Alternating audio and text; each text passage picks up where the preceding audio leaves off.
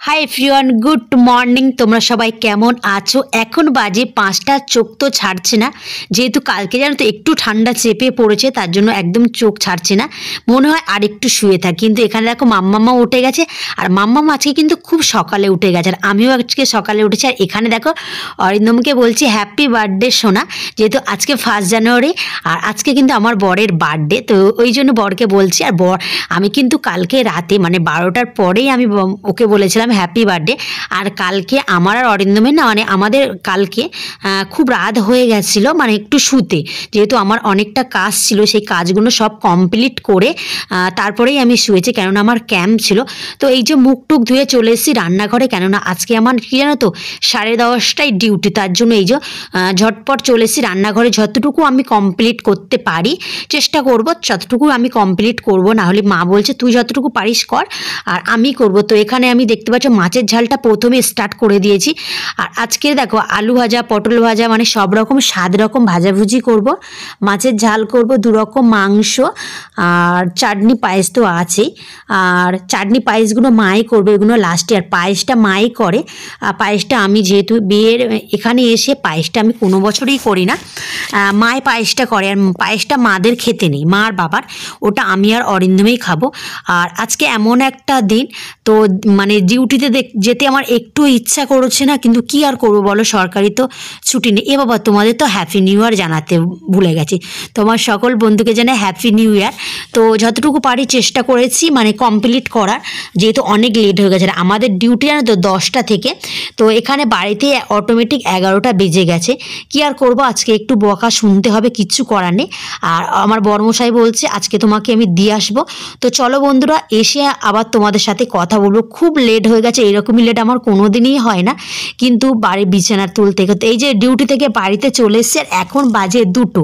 আর এই যে খেতে বসে গেছে, আর বর্মশাই সব খেয়েছে, খেয়েটে আমার জন্য দেখো সব বাটি করে সাজিয়ে রেখে দিয়েছে।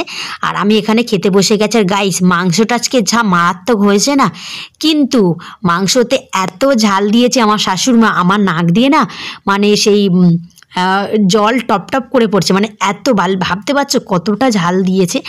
আর আমি থাকতে পারলাম না, মানে ভীষণ খারাপ লাগছে, বিশ্বাস করো। প্রত্যেক মানুষের বছরে বোধহয় এই দিনটা আসে, কিন্তু আমার মানে এই জন্মদিনে আমি বরের পাশে আজকে থাকতে পারলাম না, এতটাই খারাপ লাগছে তোমাদের কি বলবো।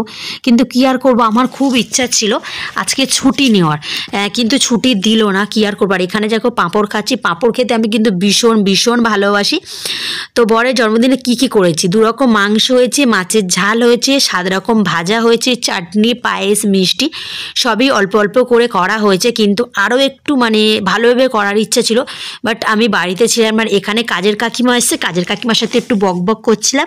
আর কাকিমাকে বলছিলাম একটু মিষ্টি পায়েস খাও, তো কাকিমা বলছে না আমি আজকে খাবো না, কাকিমা না পায়েসটা বাসি খেতে ও ভীষণ পছন্দ করে। তো কাকিমা বলছে বৌমা আমার ফ্রিজে রেখে দেবে, আমি মিষ্টি আর পায়েস কালকে সকালে কাজে আসবো খাবো। তো আমি কাকিমাকে বলছিলাম ঠিক আছে তুমি খেয়ে। আর এখানে 2 পিস মিষ্টি আমার জন্য অরিন্দম রেখে দিয়েছে, আর আমি এই যে খাচ্ছি। কিন্তু ব্যাড লাক, কি আর করবো, এবছরে আমি মানে অরিন্দমের পাশে থাকতে পারলাম না ওই সময়টা। তো এই দিনটা যেন ওর জীবনে প্রত্যেক বছর আসুক, আর ও যেন ভালো থাকে, সুস্থ থাকে, এই কামনায় আমি করি। তোমরাও আশীর্বাদ করো আমার বড়মশাই যেন খুব খুব খুব ভালো থাকে, সুস্থ থাকে।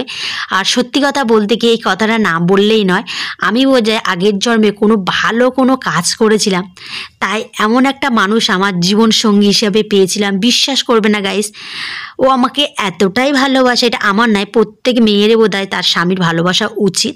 তো যাই হোক, এই যে অরিন্দম আমার জন্য একটু পায়েস খেয়ে রেখে দিয়েছে। আর চলো অরিন্দমের জন্য কি কি আয়োজন করা হচ্ছে সেটা তোমাদেরকে একটু দেখায়। তো আমি তো ছিলাম না, তার জন্য কেউ ভিডিও করতে পারিনি।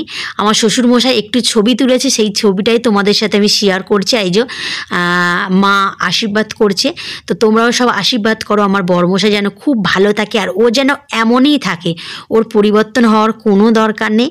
আর এমনভাবেই যেন সারা জীবন আমাকে ভালোবাসে, সুস্থ থাকে। তো বন্ধুরা, আমি তোমাদের সাথে বেশি কিছু শেয়ার করতে পারলাম না, কেননা আমার ডিউটি ছিল, তাই ওখানেই চলে গেছিলাম।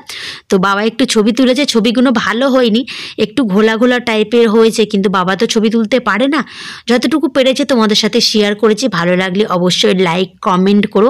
তো তোমরা কে কোথায় বেড়াতে গেছো অবশ্যই কমেন্টে জানিও। আমরা তো কোথাও বেড়াতে যেতে পারিনি, যেহেতু আজকে আমার ডিউটি ছিল, কি আর করব।